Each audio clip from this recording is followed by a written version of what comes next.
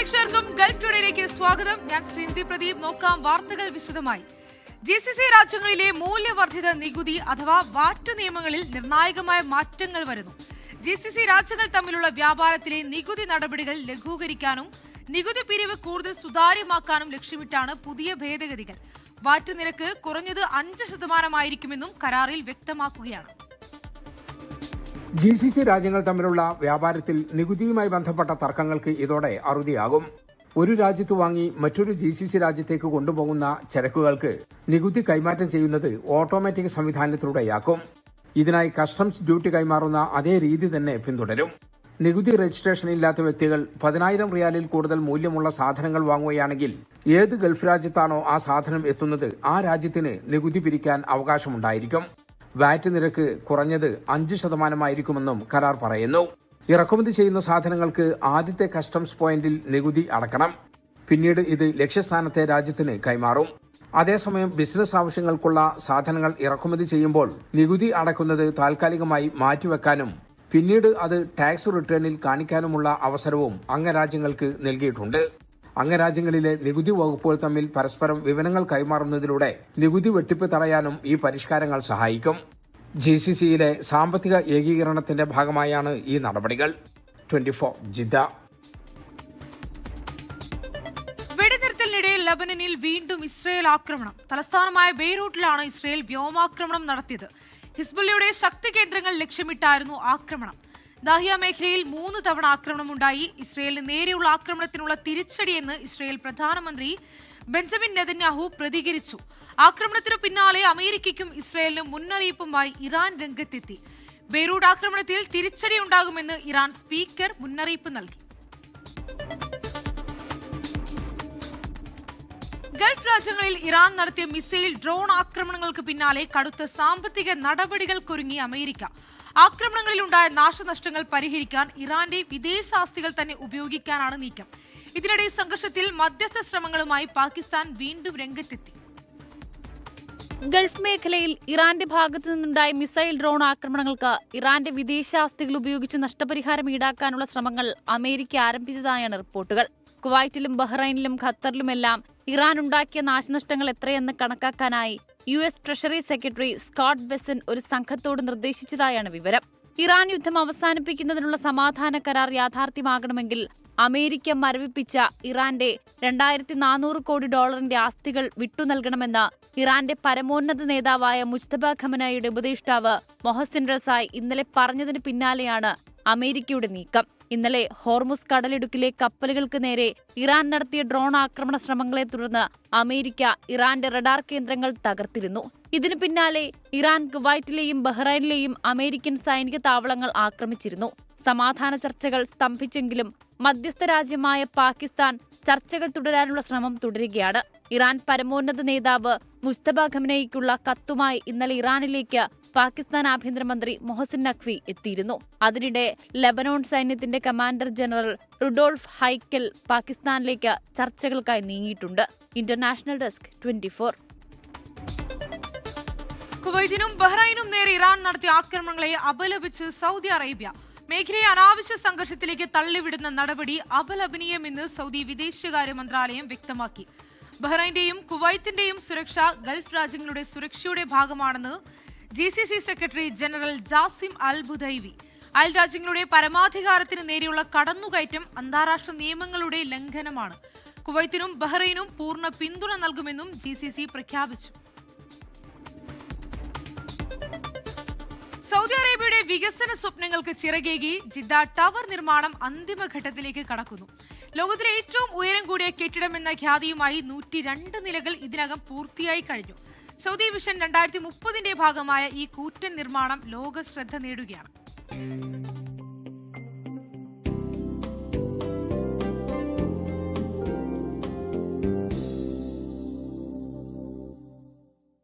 ചരിത്രത്തിലേക്ക് വലിയൊരു ചുവടുവെപ്പാണ് Saudi Arabia നടത്തുന്നത്. ജിദ്ദ ടവർ എന്ന അത്ഭുത നിർമ്മാണം പൂർത്തിയാകാൻ ഇനി അധിക ദൂരമില്ല. നിലവിൽ 102 നിലകൾ പണി പൂർത്തിയായി കഴിഞ്ഞു. ആകെ 157 നിലകളാണ് ഈ കെട്ടിടത്തിനുള്ളത്. നിർമ്മാണം പൂർത്തിയാകുമ്പോൾ ദുബായിലെ ബുർജ് ഖലീഫയെ പിന്തള്ളി ലോകത്തിലെ ഏറ്റവും ഉയരം കൂടിയ കെട്ടിടമായി ജിദ്ദ ടവർ മാറും. 1 കിലോമീറ്ററിലധികം ഉയരമുണ്ടാകും ഈ കെട്ടിടത്തിന്. ശക്തമായ കാറ്റിനെയും ഗുരുത്വാകർഷണത്തെയും പോലും പ്രതിരോധിക്കാൻ കഴിയുന്ന അത്യാധുനിക സാങ്കേതിക വിദ്യയാണ് ഇതിൽ ഉപയോഗിച്ചിരിക്കുന്നത്. സൗദി വിഷൻ 2030 പ്രധാന ലക്ഷ്യങ്ങളിലൊന്നാണ് ഈ പദ്ധതി. എണ്ണേതര വരുമാനം വർദ്ധിപ്പിച്ച് രാജ്യത്തിന്റെ സാമ്പത്തിക അടിത്തറ ശക്തമാക്കാൻ ഈ നിർമ്മാണം സഹായിക്കും. നിയോം, ദ ലൈൻ തുടങ്ങിയ മറ്റു വമ്പൻ പദ്ധതികൾക്കൊപ്പം സൗദിയുടെ പുതിയ മുഖമായി ജിദ്ദ ടവർ മാറുമെന്നാണ് പ്രതീക്ഷ. ജലീൽ കടമംഗലം, 24 ജിദ്ദ. ഈ വർഷത്തെ ഹജ്ജ് തീർത്ഥാടനത്തിന് ശേഷമുള്ള പുതിയ ഉംറ സീസണിൽ ഇന്ത്യയിൽ നിന്നുള്ള ആദ്യ ഉംറ സംഘം യാത്ര തിരിച്ചു. അൽഹിന്ദ് ഗ്രൂപ്പിന്റെ ആദ്യ സംഘമാണ് കോഴിക്കോട് വിമാനത്താവളത്തിൽ നിന്നും ജിദ്ദയിലേക്ക് പുറപ്പെട്ടത്. ഹാരിസ് മെഹബൂബി താമരശ്ശേരിയുടെ നേതൃത്വത്തിലുള്ള തീർത്ഥാടക സംഘത്തിനുള്ള യാത്രാരേഖകൾ പാണക്കാട് സാദിഖ് അലി ശിഹാബ് തങ്ങൾ ഹാജി സുബ്ഹാൻ കണ്ണഞ്ചേരിക്ക് കൈമാറി. ചടങ്ങിൽ യാസിർ മുണ്ടോടൻ, പ്രമുഖ പണ്ഡിതർ, ഹജ്ജ് ഉംറ കോർഡിനേറ്റർമാരും പങ്കെടുത്തു. ഹജ്ജിനെത്തിയ തീർത്ഥാടകർക്ക് സൗദി വടകര മുസ്ലിം ജമാഅത്തിന്റെ ആഭിമുഖ്യത്തിൽ സ്വീകരണം നൽകി. ജിദ്ദയിൽ നടന്ന ചടങ്ങിൽ വടകര ഭാഗത്തു നിന്നെത്തിയ നിരവധി തീർത്ഥാടകർ പങ്കെടുത്തു. വടകര മുസ്ലിം ജമാഅത്ത് വൈസ് പ്രസിഡന്റ് അബ്ദുൽ വഹാബ് അധ്യക്ഷനായിരുന്നു. ജനറൽ സെക്രട്ടറിയും അബീർ മെഡിക്കൽ ഗ്രൂപ്പ് വൈസ് പ്രസിഡന്റുമായ ജാബിർ വലിയകത്ത് ചടങ്ങ് ഉദ്ഘാടനം ചെയ്തു. റഹ്മത്തുള്ള സഖാഫി മുഖ്യ അതിഥിയായിരുന്നു. 10ാം ക്ലാസ്, +2 ക്ലാസുകളിൽ മികച്ച വിജയം നേടിയ വിദ്യാർത്ഥികളെ ചടങ്ങിൽ ആദരിച്ചു. മക്കയിലെ ഹജ്ജ് തീർത്ഥാടകർക്ക് ആശ്വാസമായി OICC പ്രവർത്തകരുടെ സന്നദ്ധ സേവനം സജീവമായി തുടരുന്നു. തീർത്ഥാടകർക്ക് ഭക്ഷണ സാധനങ്ങളും ഇവർ വിതരണം ചെയ്യുന്നുണ്ട്. ഹജ്ജ് കർമ്മങ്ങൾ കഴിഞ്ഞ് തീർത്ഥാടകർ മടങ്ങി തുടങ്ങിയെങ്കിലും മക്കയിലെ സേവന പ്രവർത്തനങ്ങളിൽ ഇപ്പോഴും സജീവമാണ് OICC പ്രവർത്തകർ. തീർത്ഥാടകർ താമസിക്കുന്ന ഭൂരിഭാഗം കെട്ടിടങ്ങളിലും ഭക്ഷണം പാകം ചെയ്യാൻ അനുവാദമില്ലാത്തതും പരിസരത്ത് റെസ്റ്റോറന്റുകൾ കുറവായതും തീർത്ഥാടകരെ പ്രയാസത്തിലാക്കിയിരുന്നു. ഈ സാഹചര്യത്തിലാണ് OICC പ്രവർത്തകരുടെ ഭക്ഷണ വിതരണം ശ്രദ്ധേയമാകുന്നത്. ഇന്ത്യൻ ഹജ്ജ് മിഷന്റെ സഹകരണത്തോടെയും അധികൃതരിൽ നിന്ന് കൃത്യമായ അനുമതിപത്രം വാങ്ങിയുമാണ് ഇത്തവണത്തെ പ്രവർത്തനങ്ങൾ. നാടൻ കഞ്ഞി ഉൾപ്പെടെയുള്ള ഭക്ഷണമാണ് ഇവർ വിതരണം ചെയ്യുന്നത്. ഹജ്ജ് മിഷന്റെ കാര്യങ്ങൾ ഇത്തവണ ഹജ്ജ് തുടങ്ങുന്നതിന് മുമ്പ് തന്നെ എല്ലാ സംഘടനകളും ഉൾപ്പെടുത്തിക്കൊണ്ട് തന്നെ അവരൊരു ആലോചന യോഗം നടത്തിയിരുന്നു ഈ വളണ്ടിയർ പ്രവർത്തനങ്ങളെ കുറിച്ചത്. അതിലൂടെ എടുത്തിരുന്ന് വരുന്ന ഒരുപാട് ആശയങ്ങൾ തന്നെയാണ് ഈ വളണ്ടിയർ പ്രവർത്തനം ഞങ്ങളെപ്പോലുള്ള ആളുകൾക്ക് വളണ്ടിയർ പ്രവർത്തനത്തിന് സജീവമാകാൻ കഴിഞ്ഞത്. പ്രത്യേകിച്ച് അവർ തന്ന ഐഡന്റിറ്റി കാർഡുകൾ ജിദ്ദയിലും മക്കയിലുള്ള ആളുകൾക്ക് പോലും ഐഡന്റിറ്റി കാർഡ് തന്നിരുന്നു. നേരത്തെ മിനായിലും അറഫയിലും സന്നദ്ധ പ്രവർത്തനങ്ങളുമായി ഈ സംഘം സജീവമായിരുന്നു. 6000-ഓളം ഹാജിമാർക്കാണ് ഈ പ്രാവശ്യം മിനയിൽ കഞ്ഞി വിതരണം നടത്തിയത്. അത് മിനയിൽ പ്രത്യേക കിച്ചനുകളിൽ അവരുടെ അനുമതിയോടുകൂടി നമ്മൾ ഉണ്ടാക്കിയ കഞ്ഞിയാണ് മിനയിൽ വിതരണം നടത്തിയത്. അറഫയിലും മിനയിലുമായി ജിദ്ദയിൽ നിന്നും മക്കയിൽ നിന്നുള്ള ഏകദേശം 45ഓളം വോളണ്ടിയർമാർ സജീവമായി ഉണ്ടായിരുന്നു എന്നുള്ളത് OICCയെ സംബന്ധിച്ചിടത്തോളം അഭിമാനകരമായ പ്രവർത്തനങ്ങൾ തന്നെയാണ്. ആദ്യത്തിലൊക്കെ നമ്മുടെ കേരളക്കാര് മാത്രമായിരുന്നു ഈ കഞ്ഞി കുടിച്ചിരുന്നുവെങ്കിൽ മറ്റ് സംസ്ഥാനത്തുള്ള എല്ലാ ഹാജിമാരുടെയും പ്രിയ ഭക്ഷണമായി കഞ്ഞി മാറിയിരിക്കുകയാണ്. വരുന്ന വർഷങ്ങളിൽ അത് പരിഗണിച്ചുകൊണ്ട് തന്നെ കഞ്ഞി വിതരണം നമുക്ക് വ്യാപിപ്പിക്കുവാൻ ഞങ്ങൾ ആലോചിക്കുകയാണ്. ഈ സേവനം ഏറെ ആശ്വാസകരമാണെന്ന് തീർത്ഥാടകരും സാക്ഷ്യപ്പെടുത്തുന്നു. ഈ ഏരിയ ഞങ്ങൾ നസീമ എന്ന ഏരിയയിലാണ് ഞങ്ങളുടെ താമസം. ഈ ഏരിയയിൽ ഭക്ഷണങ്ങൾ പൊതുവെ പുറത്തുനിന്ന് കിട്ടാൻ വളരെ പ്രയാസമാണ്. ഇവരുടെ അതായത് OICCയുടെ ആഭിമുഖ്യത്തിൽ സപ്ലൈ ചെയ്യുന്ന ഈ കഞ്ഞി ഈ സന്ദർഭത്തിൽ വളരെയധികം ഉപകാരപ്രദമായിട്ടുണ്ട് ഇവിടുത്തെ ജനങ്ങൾക്ക്, ഹാജിമാർക്ക്. OICC സൗദി നാഷണൽ കമ്മിറ്റിയുടെയും ജിദ്ദ റീജിയണൽ കമ്മിറ്റിയുടെയും നേതൃത്വത്തിലാണ് ഈ പ്രവർത്തനങ്ങൾ നടക്കുന്നത്. പുരുഷന്മാരുടെ സഹായമില്ലാതെ എത്തിയ വനിതാ തീർത്ഥാടകർ താമസിക്കുന്ന കേന്ദ്രങ്ങൾക്കാണ് സേവനത്തിൽ കൂടുതൽ മുൻഗണന നൽകുന്നത്. ഇന്ത്യയിൽ നിന്നും ആദ്യത്തെ തീർത്ഥാടകൻ മക്കയിൽ എത്തിയത് മുതൽ ആരംഭിച്ച ഈ സേവനം അവസാന തീർത്ഥാടകനും മക്കയിൽ നിന്ന് തിരിച്ചു പോകുന്നത് വരെ തുടരും. മക്കയിൽ നിന്നും ജലീൽ കടമംഗലം, 24. ലോക പരിസ്ഥിതി ദിനത്തോടനുബന്ധിച്ച് OICC മലപ്പുറം ജില്ലാ കമ്മിറ്റി ജിദ്ദയിൽ പരിസ്ഥിതി ദിനാചരണം സംഘടിപ്പിച്ചു. UM ഹുസൈൻ മലപ്പുറത്തിന്റെ അധ്യക്ഷതയിൽ നടന്ന ചടങ്ങ് OICC national committee treasurer Yasis Naif ഉദ്ഘാടനം ചെയ്തു. വൃക്ഷത്തിന് വെള്ളമൊഴിച്ചുകൊണ്ടായിരുന്നു ഉദ്ഘാടനം. കമാൽ കളപ്പാടൻ പരിസ്ഥിതി സംരക്ഷണ പ്രതിജ്ഞയും ചൊല്ലിക്കൊടുത്തു. വൻ പ്രഖ്യാപനവുമായി ഓസ്ട്രേലിയൻ ഫെഡറൽ സർക്കാർ 2026-27 സാമ്പത്തിക വർഷത്തേക്കുള്ള സ്ഥിര കുടിയേറ്റ പദ്ധതിയിൽ 1,85,000 വിസ അവസരങ്ങൾ അനുവദിച്ചു. നൈപുണ്യത്തിനും കുടുംബ പുനഃക്രമീകരണത്തിനും മുൻഗണന നൽകുന്ന പദ്ധതി രാജ്യത്തിന്റെ വളർച്ചയ്ക്ക് കരുത്തേകും. ഓസ്ട്രേലിയയിൽ നിന്നും സ്മിത നായർ തയ്യാറാക്കിയ റിപ്പോർട്ട് കാണാം. 2026-27 സാമ്പത്തിക വർഷത്തേക്കുള്ള സ്ഥിര കുടിയേറ്റ പദ്ധതി 1,85,000 വിസകൾ അനുവദിക്കുമെന്ന് ഓസ്ട്രേലിയൻ ഫെഡറൽ സർക്കാർ പ്രഖ്യാപിച്ചു. പദ്ധതിയുടെ ആകെ വലിപ്പത്തിലും സ്കിൽ ഫാമിലി വിഭജനത്തിലും കഴിഞ്ഞ വർഷത്തതിനേക്കാൾ മാറ്റമില്ല. പുതിയ പദ്ധതിയിൽ ഏകദേശം 70% ഇടങ്ങൾ സ്കിൽ മൈഗ്രേഷൻ വിഭാഗത്തിനും 30% ഫാമിലി സ്ട്രീമിനും മാറ്റിവെച്ചിട്ടുണ്ട്. ഇതിന്റെ ഭാഗമായി രാജ്യത്തിനുള്ളിൽ തന്നെ താമസിക്കുകയും ജോലി ചെയ്യുകയും ചെയ്യുന്ന കുടിയേറ്റ അപേക്ഷകർക്ക് മുൻഗണന നൽകും. ഇതിനായി 1,29,590 ഇടങ്ങൾ അനുവദിച്ചിരിക്കുകയാണ്.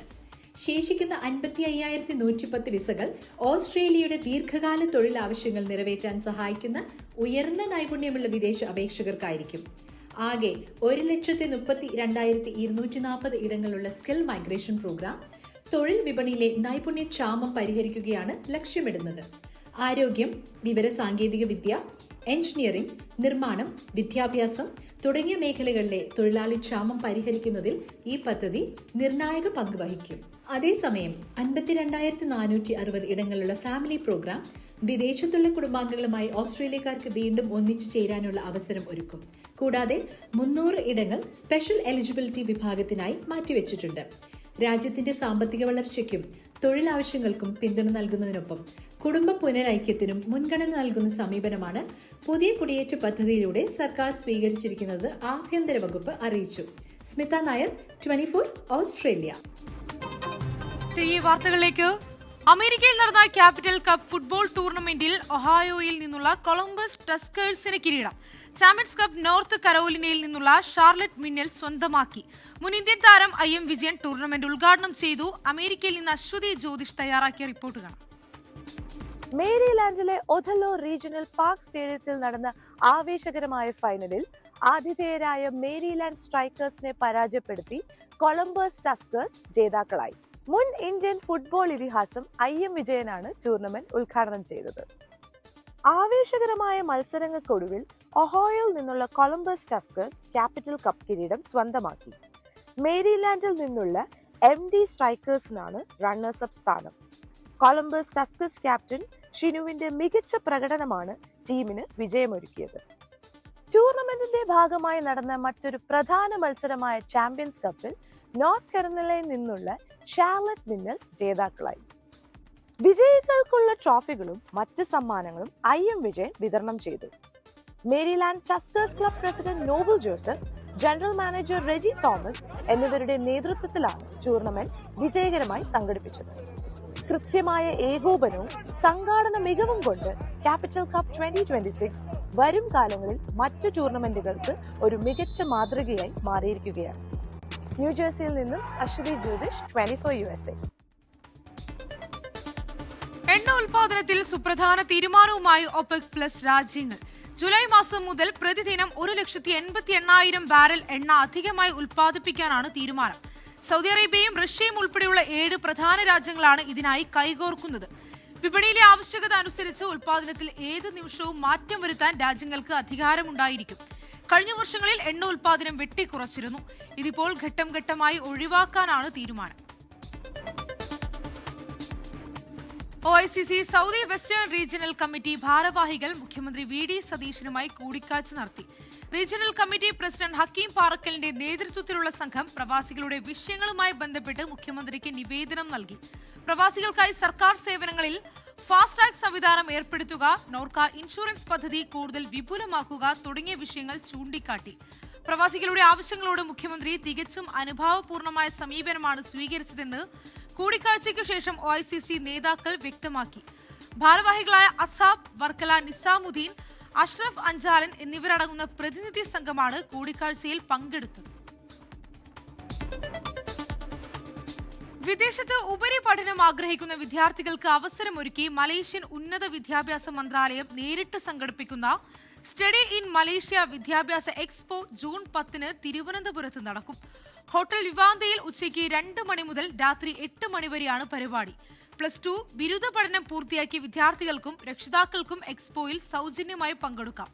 മലേഷ്യയിലെ വിവിധ യൂണിവേഴ്സിറ്റി പ്രതിനിധികളുമായി നേരിട്ട് സംവദിക്കാനും അഡ്മിഷൻ നടപടികളെക്കുറിച്ചുള്ള സംശയങ്ങൾ ദൂരീകരിക്കാനും ഇതിലൂടെ സാധിക്കും.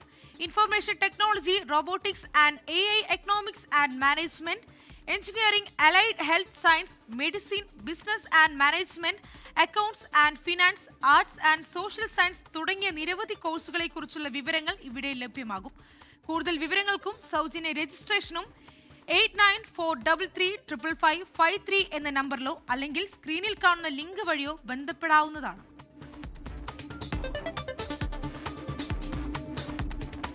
തിരികെ വാർത്തകളിലേക്ക്. APJ അബ്ദുൽ കലാം സാങ്കേതിക സർവകലാശാല നാളെ നടത്താനിരുന്ന പരീക്ഷകൾ മാറ്റിവെച്ചു. സംസ്ഥാനത്ത് ശക്തമായ മഴ തുടരുന്ന സാഹചര്യത്തിലാണ് മാറ്റിവെച്ചത്. പുതുക്കിയ തീയതി പിന്നീട് അറിയിക്കും.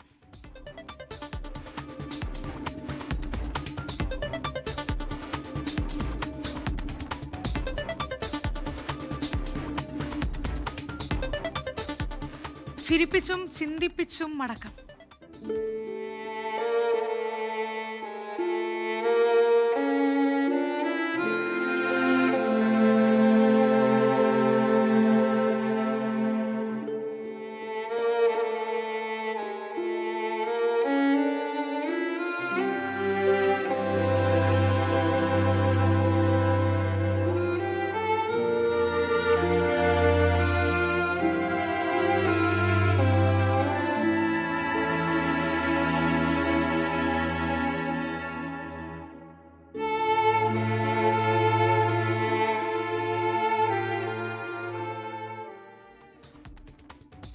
അന്തരിച്ച മലയാളത്തിന്റെ പ്രിയ നടൻ സലീം കുമാറിന് നാട് യാത്രാമൊഴി ചൊല്ലി. പറവൂരിലെ വീട്ടുവളപ്പിൽ ഔദ്യോഗിക ബഹുമതികളോടെ സംസ്കാര ചടങ്ങുകൾ നടന്നു.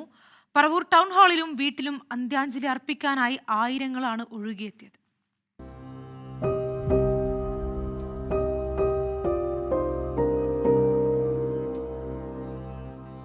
രാവിലെ 8 മണിക്ക് ശേഷമാണ് സലീം കുമാറിന്റെ ഭൗതിക ശരീരം പറവൂർ ടൗൺ ഹാളിലേക്ക് കൊണ്ടുപോയത്. ആയിരങ്ങൾ ആദരാഞ്ജലി അർപ്പിക്കാൻ ഒഴുകിയെത്തി. മുഖ്യമന്ത്രിയും മന്ത്രിമാരും ജനപ്രതിനിധികളും ഉൾപ്പെടെ ഭരണ രാഷ്ട്രീയ മേഖലയിലുള്ളവർ ടൗൺ ഹാളിലെത്തി.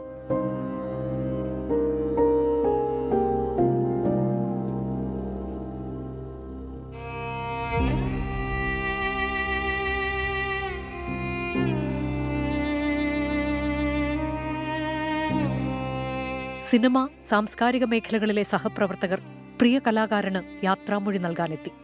കനത്ത മഴയെ അവഗണിച്ച് നാട്ടുകാരും സുഹൃത്തുക്കളും ഉൾപ്പെടെ 100 കണക്കിന് പേരാണ് സലീം കുമാറിന് വിട നൽകാനെത്തിയത്. അങ്ങനെ വേർപെട്ടു പോകുന്നവർ നമ്മൾ ഹൃദയത്തിൽ സൂക്ഷിക്കുന്നവരാണെങ്കിൽ ആ വേദനയുടെ ആഘാതം എന്ന് പറയുന്നത് വളരെ കൂടുതലായിരിക്കും.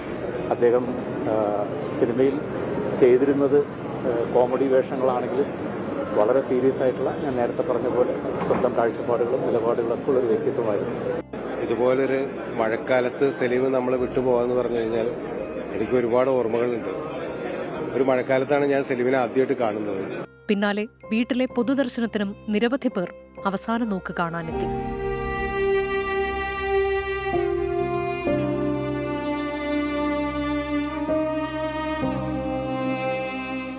വൈകിട്ട് 3:30 സർക്കാരിന്റെ ഔദ്യോഗിക ബഹുമതികൾ നൽകി യാത്രയയപ്പ്.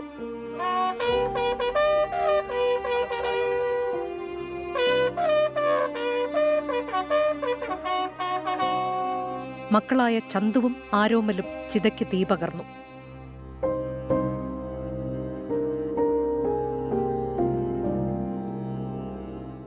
മുഖ്യമന്ത്രി VD Satheesan, AICC general secretary KC Venugopal, മന്ത്രി PC Vishnunath, deputy speaker Shanimol Usman, MLA-മാരായ അൻവർ സാദത്ത്, രമേശ് പിഷാരടി എന്നിവർ അന്ത്യകർമ്മങ്ങൾക്ക് സാക്ഷ്യം വഹിക്കാനെത്തി.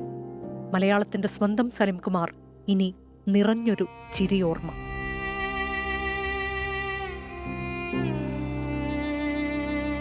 സലീം കുമാർ എന്ന മഹാനടന്റെ ചിതയെരിഞ്ഞു. പക്ഷേ അദ്ദേഹം മലയാളിക്ക് സമ്മാനിച്ച ചിരി എരിയില്ല. നന്ദി ഞങ്ങളെ ചിന്തിപ്പിച്ചതിനും ചിരിപ്പിച്ചതിനും. Lydia Jacob, team 24. വീണ്ടും ഫുട്ബോൾ മൈതാനത്ത് കുഴഞ്ഞു വീണ് ഡെൻമാർക്ക് താരം ക്രിസ്ത്യൻ എറിക്സൺ. യുക്രൈനെതിരായ ലോകകപ്പ് മത്സരത്തിനിടെയാണ് സംഭവം. മത്സരം നിർത്തിവെച്ചു.